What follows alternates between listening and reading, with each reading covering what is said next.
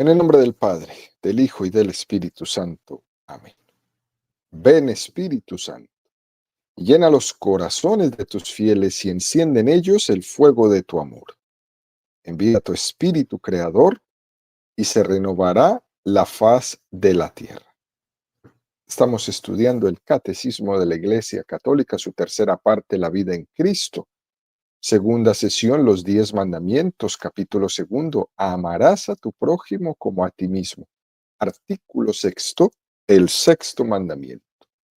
No cometerás adulterio.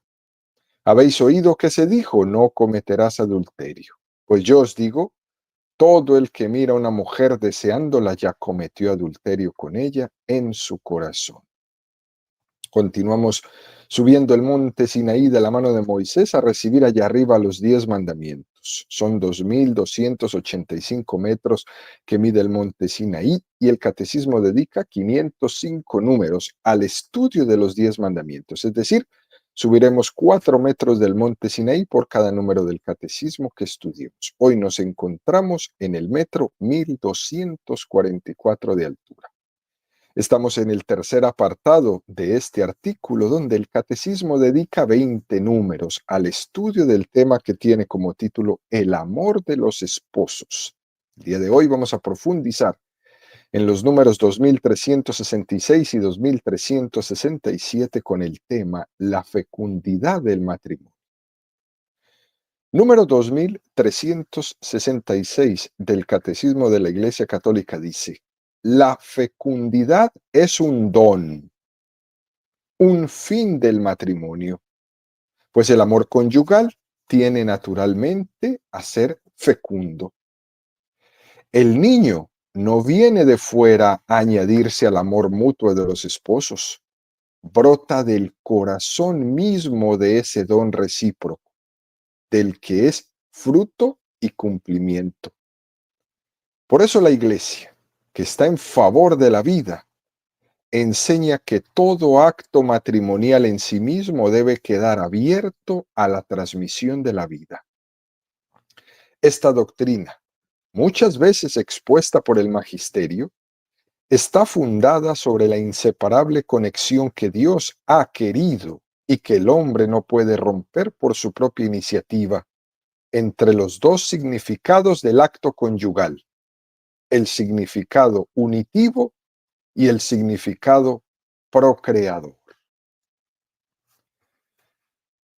Este es un número más que precioso, es un número contundente, es un número que parte la historia.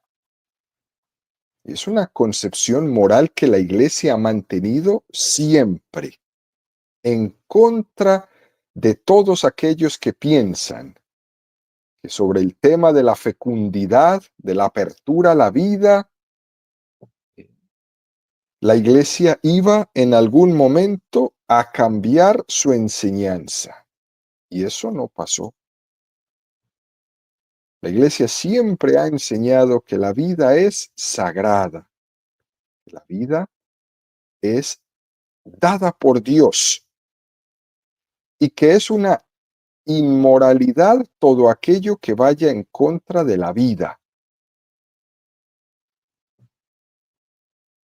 La Iglesia hace un parteaguas, muy especialmente en el año 1968, con una encíclica que escribió el Papa Pablo VI, titulada Humane Vitae.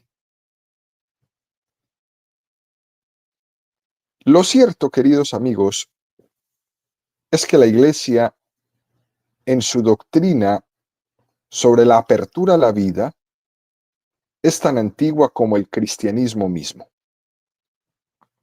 Lo que sucede es que hace 60 años, con motivo de la llamada revolución sexual que se vivió en los años 70, que comenzó precisamente en mayo de 1968, cuando se introdujo esa novedad de la anticoncepción, algunos pensaron que la Iglesia iba a cambiar su posición Y pensaron que el Papa Pablo VI en esa encíclica iba a cambiar lo que había sido la doctrina católica de la Iglesia por 2000 años. Y evidentemente el Papa Pablo VI no la cambió.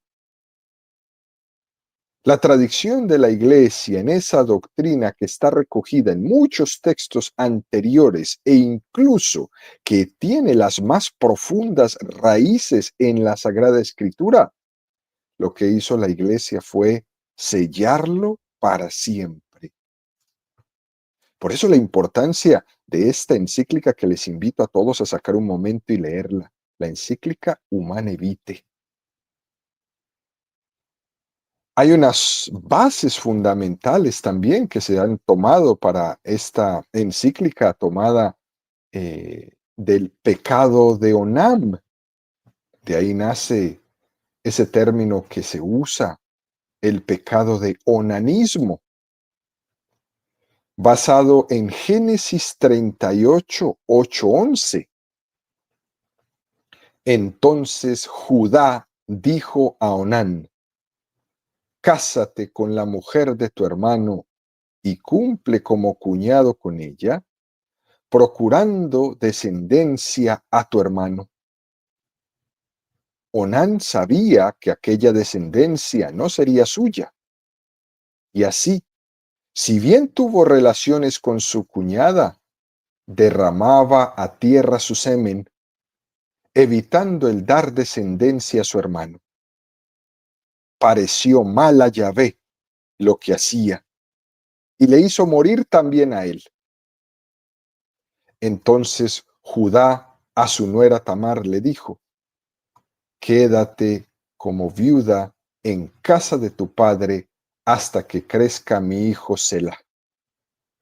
Pues se decía: por si acaso muere también él, lo mismo que sus hermanos. Tamar se fue y se quedó en casa de su padre. Es un texto contundente, es un texto fuerte. Incluso muchas personas cometen el error, ¿no?, de estar preguntando: ¿y ustedes esa doctrina en dónde está en la Biblia? ¿No? Esos típicos, que todo tienen que tener la pregunta de dónde está en la Biblia, ¿no? Pues bueno, aquí está en la Biblia para que lo tengan ahí bien clarito. Génesis 38, 8, 11. También nosotros los católicos no nos complicamos mucho la vida cuando hablamos de estos temas, porque no necesariamente tiene que estar escrito tal cual en la Biblia. Por ejemplo, en la Sagrada Escritura en ningún momento se habla de cosas como la fecundación in vitro, pero la Iglesia es consciente de que Dios le ha revelado el camino y le ha dado la autoridad para poder hacer una interpretación con los suficientes criterios y la suficiente luz guiada por el Espíritu Santo para poder juzgar sobre estas temáticas, ¿no? También es verdad, queridos amigos, que la Iglesia fue muy valiente al publicar la encíclica Humane Vitae. Ese momento de mayo de 1968 era un momento histórico importante y determinante en la historia de la humanidad. ¿Por qué? Porque se le llamó la revolución sexual.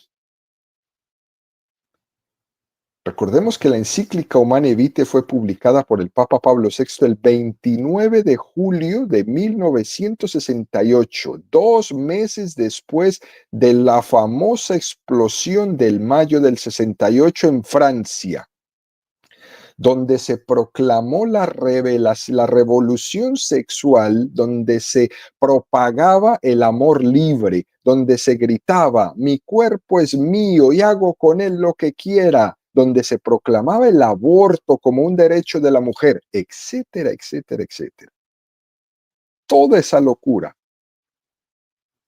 esa rabia que salía en esos gritos, implorando el derecho a matar a los niños, a matar a los bebés, reivindicando su cuerpo como propiedad suya, etcétera, etcétera. Todo eso que pasó en julio,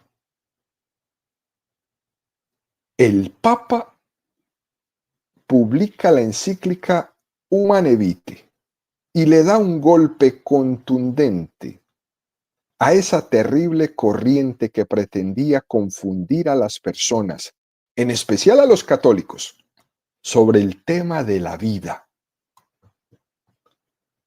Quizás ese momento no fue el más oportuno, solo 2 meses después de mayo del 68, porque la iglesia ahí se ganó los más acérrimos enemigos de su historia.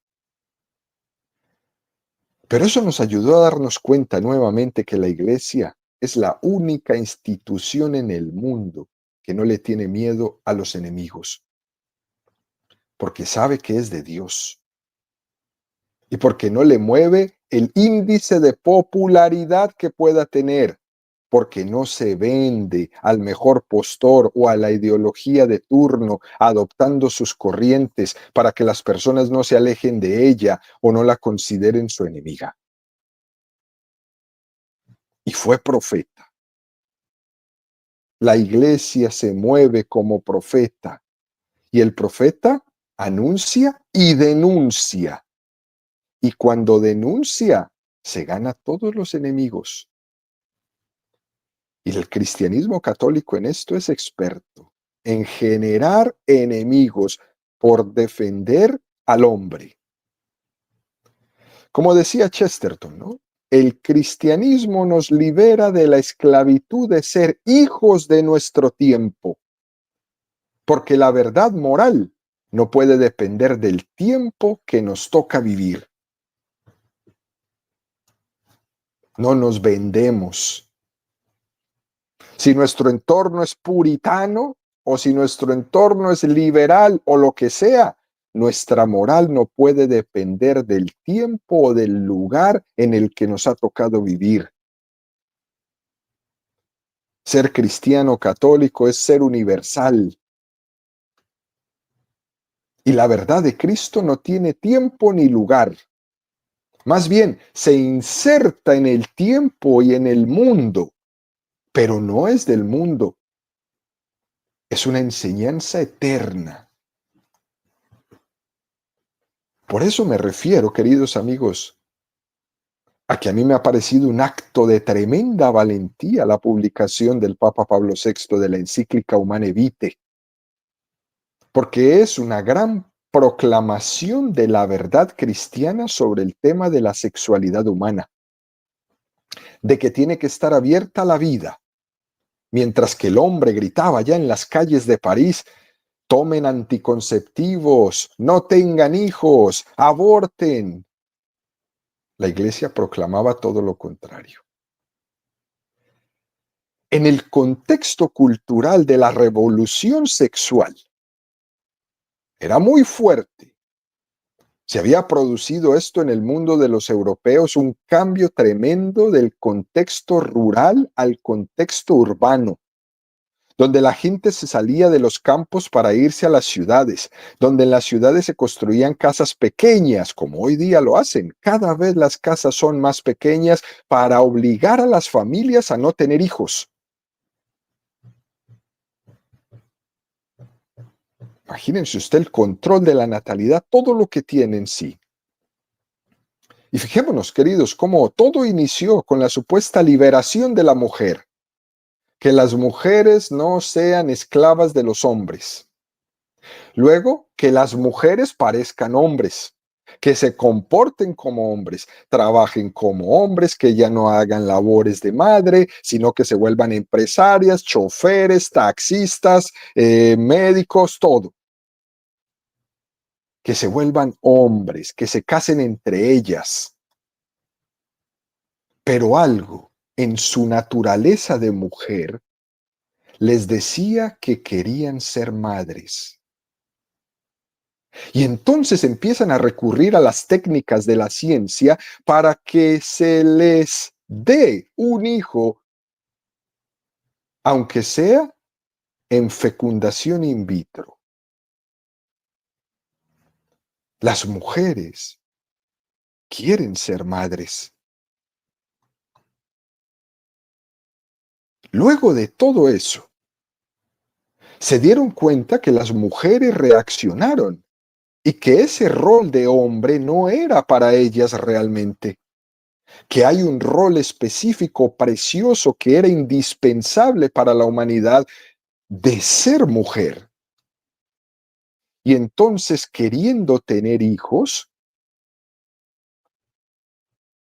empezaron la campaña mundial en contra de la natalidad. No pudieron con la mujer. Entonces, evitemos que nazcan los niños. Y ahí fue cuando nacieron todas esas grandes campañas de esterilización de las mujeres, especialmente de las indígenas, donde les inyectaban con mentira, pero no eran inyecciones, eran esterilizantes. Miles de millones de mujeres esterilizadas.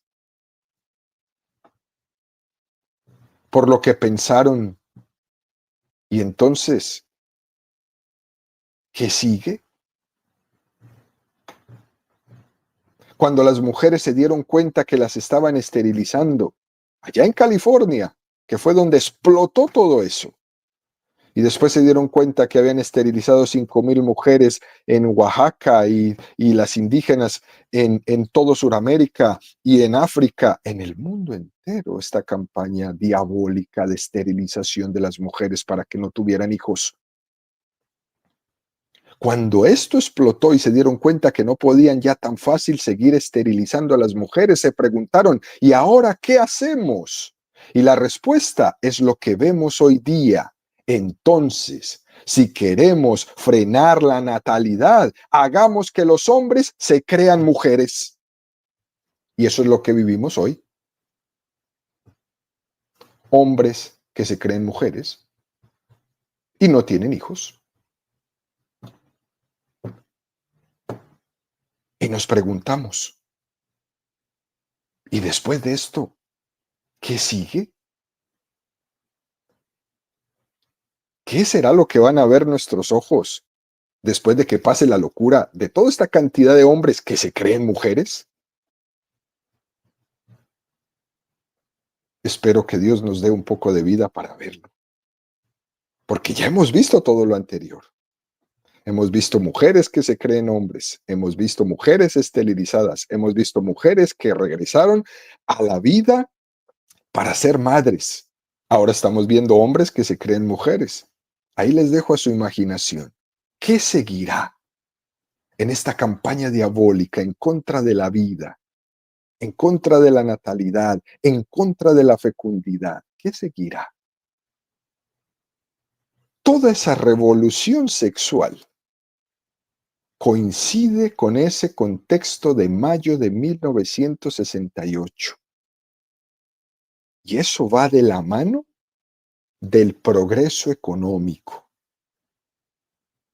Y el progreso económico suele derivar en una visión de la vida donde lo importante es el bienestar. El bienestar se liga fácilmente a esa mentalidad antinatalista. Y por eso escuchamos a las jóvenes parejas decir, es que no podemos tener un hijo porque no le podemos brindar un bienestar. ¿Y no tienen los hijos? Se prefiere tener más cosas a tener hijos.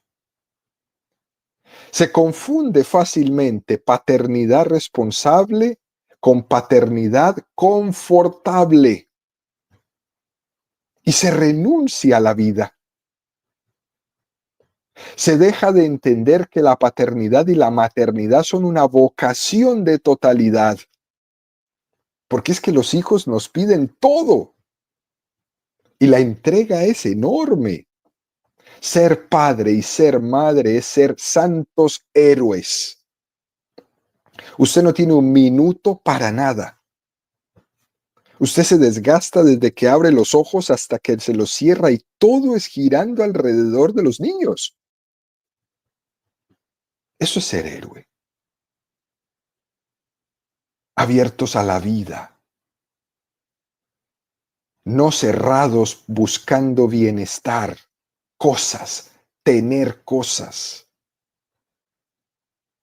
Qué hermoso es quitarse un poquito de comida de la boca para dárselo al hijo. Qué hermoso es dejar tantos vicios que tenemos: alcohol, cigarros, ropa y todos los vicios que tenemos para darle vida a una persona. Eso es ser un héroe hoy día. Eso es ser un santo hoy día. Ver esas familias, ese sacrificio. No tienen un minuto para nada, pero van creciendo esos niños preciosos en contra de esos aburridos, egoístas, solitarios, que solo buscan egoísmo, que solo buscan placer, que solo buscan bienestar, pero que no lo quieren compartir. Y ahí se van toda la vida en la misma, en el egoísmo total, cerrados a la vida. Uno de los motivos por los que existió esa crisis tan tremenda en torno a mayo de 1968 fue porque se confundió progreso con bienestar. Y en ese contexto, queridos amigos, inmediatamente de la explosión de mayo de 1968 apareció la famosa pastilla anticonceptiva, que venía a ser como el anillo al dedo de esa mentalidad de la explosión sexual. Tú ten sexo y tómate la pastilla, y han empastillado a todas las damas y a todos los hombres. Y ponte esto y ponte lo otro y cómprate aquello y así. Es muy curioso que esto haya aparecido justo después de esta revolución. Basado en todo ese contexto, el catecismo da un golpe durísimo y dice en este número 2366, para que no se le olvide a ningún católico: la fecundidad es un don. Y esto es importantísimo. La vida es un don. Desde el punto de vista cristiano, esto lo tenemos claro. Pero esa expresión de que la fecundidad es un don, de que la vida es un don, contrasta, choca directamente con esta concepción cultural de nuestro momento, donde la vida es entendida como un objeto de mi deseo. Es que yo deseo tener un hijo, como si la vida fuera producto de mi deseo.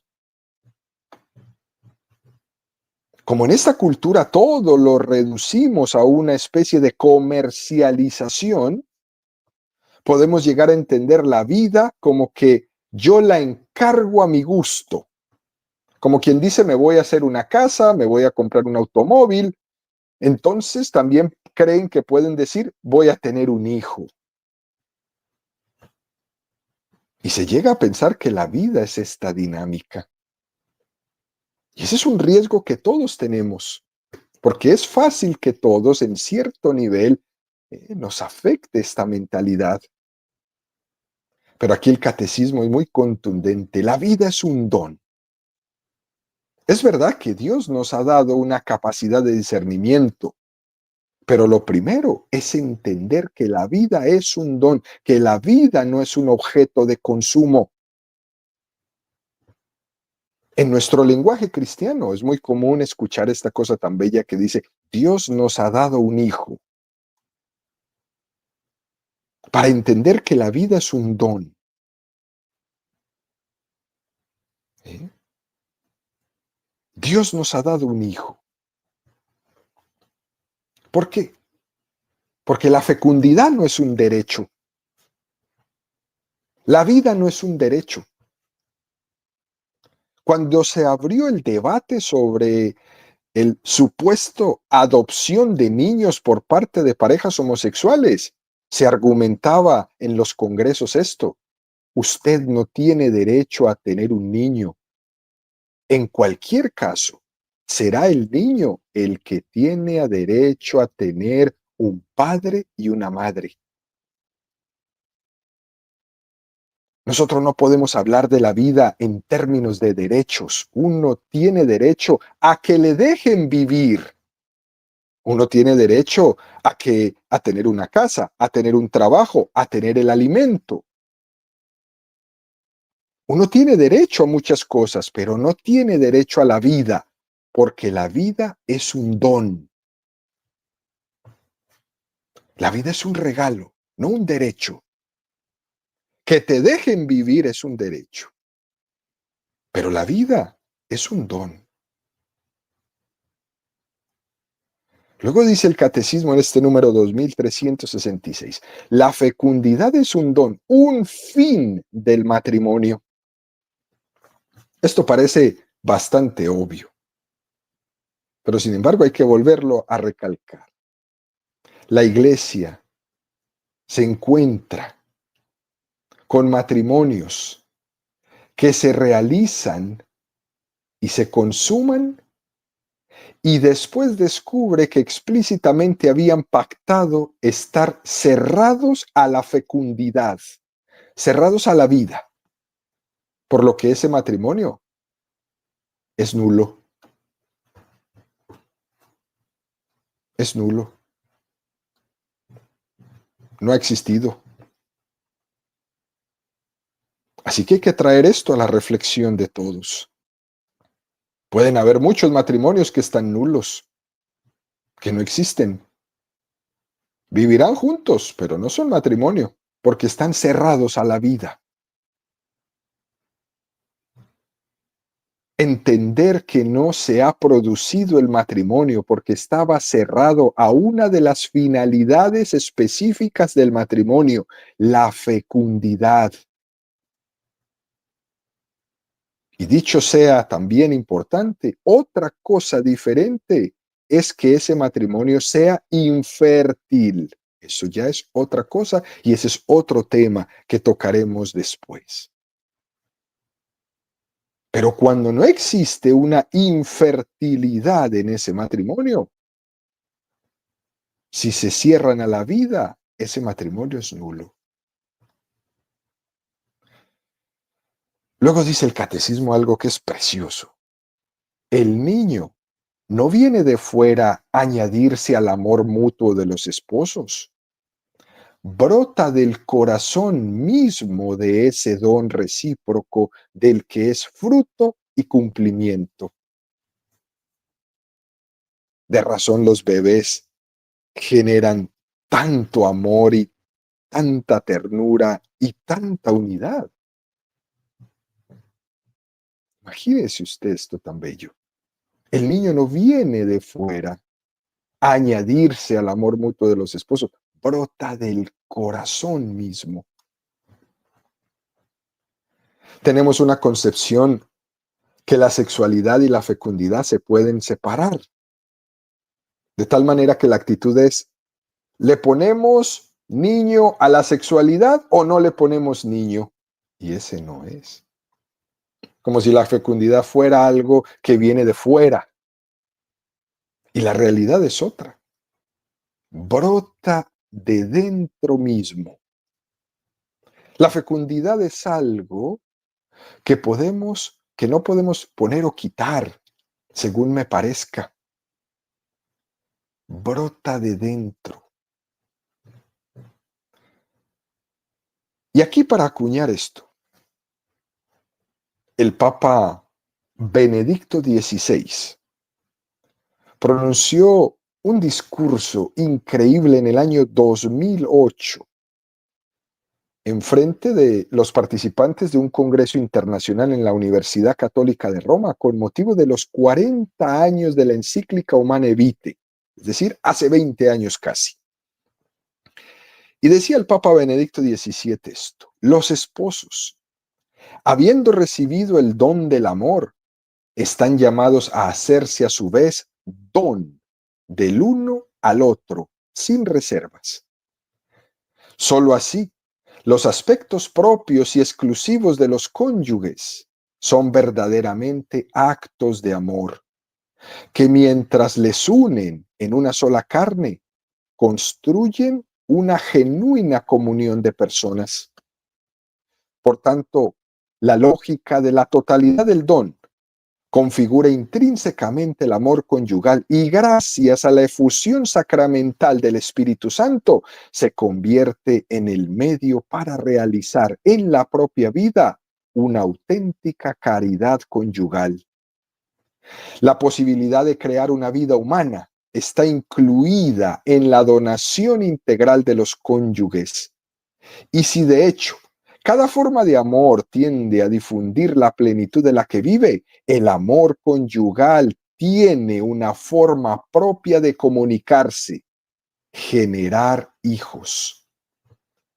Así, no solo se asemeja, sino que participa del amor de Dios que quiere comunicarse, llamando a la vida a las personas. Excluir esta dimensión comunicativa mediante una acción dirigida a impedir la procreación significa negar la verdad última del amor esponsal en la que se comunica el don divino. Podemos entender mejor cuán decisiva es esta luz para comprender el gran sí que implica el amor conyugal. En esta luz, los hijos ya no son un proyecto humano, sino reconocidos como un don que hay que acoger con una actitud de generosidad y responsabilidad ante Dios.